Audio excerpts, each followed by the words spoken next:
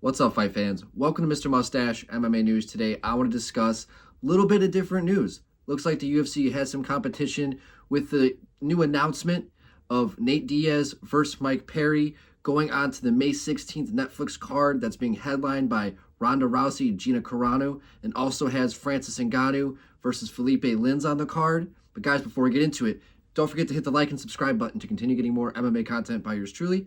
Help the channel grow. All right, guys, getting right into it. Looks like the UFC has a little bit of competition, right?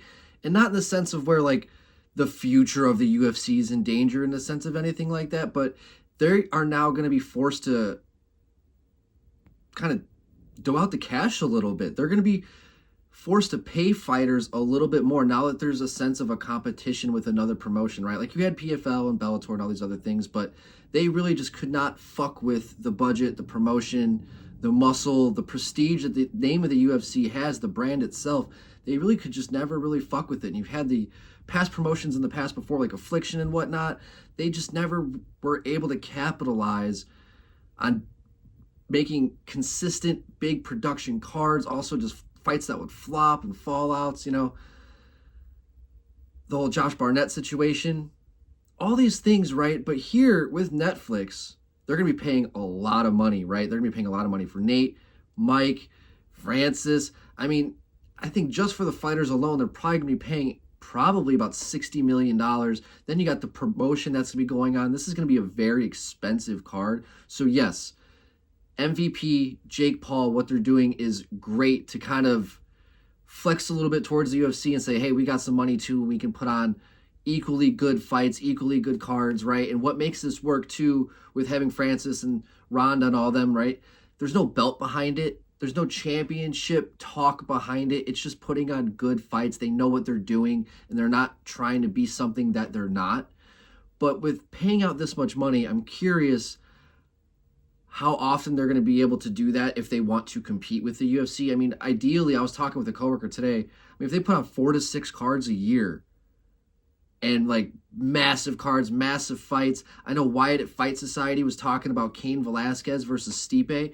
Not a championship fight, right? But that's a fucking massive, legendary fight. Everything with Cain coming out of, it's a whole, there's a whole storyline behind it. And MVP Productions, they have an opportunity to really build something.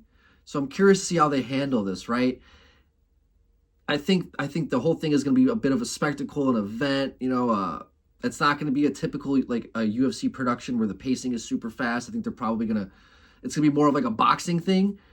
But in that sense, I think that this will force the UFC to have to pay fighters more, because now they will have another avenue like Netflix, where in a sense, like UFC kind of shopped themselves over there. Jake Paul has already had events, the whole Mike Tyson thing. So I think once the UFC kind of went and shopped, they saw kind of what they were dealing with and what was being offered and whatnot. And then they're like, we can probably do this on our own. It looks like that's what they're trying to do. And with them being able to pay out the money to some of these other fighters who have issues with the UFC, which a lot of fighters do have issues with the UFC, this can open the market more for more money. Because like how you have in the NFL, right, you have teams.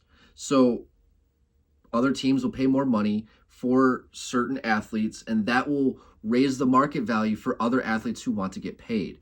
And with the UFC kind of being an organization of fighters and not really teams, right? So there's no real big leverage for these guys to kind of leverage their salaries and pays, right? So now you have another organization kind of coming in and doling out some cash. This can help again. This is good in a sense for the fighters, for the athletes to make a bag, make a name for themselves, and have a little bit of competition. So the UFC, they're going to be forced to be held accountable with their matchups. I think they're going to be forced to pay a little bit more money moving forward. And I think that this can light a fire under their ass a little bit into going back to the old ways of the UFC, where it's more of a sport and less of a, let's just throw shit at the fucking wall and see what happens, right? That's what it seems to be since the whole start of Paramount, where like I don't know, they just don't, it just seems soulless and empty, all of it. And I think it's kind of funny where how Dana White and Zuffa kind of declared war on the boxing world. It seems now you have MVP and Jake Paul declaring war on the MMA world, and Dana White and Hunter Campbell and whatnot. And it was pretty interesting to see Ronda Rousey kind of tell Hunter that she's coming for his job. Now, and obviously, I don't think that like she's going for his job. I just think that she's just trying to say, hey, what we're doing here over at MVP, we're going to put on better fights than you. We are going to be the better promoters than you. We are going to be the better matchmakers than you. And that remains to be seen, right? Because I think all the UFC has to do is just get motivated again, and we can kind of start going forward and up again, right? But no, crazy news. Amazing fight between Nate Diaz, Mike Perry. That's fucking insane. 5 rounds, 170 pounds. The real BMF fight. I mean, I think that's a pretty accurate representation of what the BMF is all about. Nate Diaz, it all started with Nate, you know? So, yeah. I think great news. Great for the world of MMA. Not so great for the UFC if you're a part of the UFC brass, right?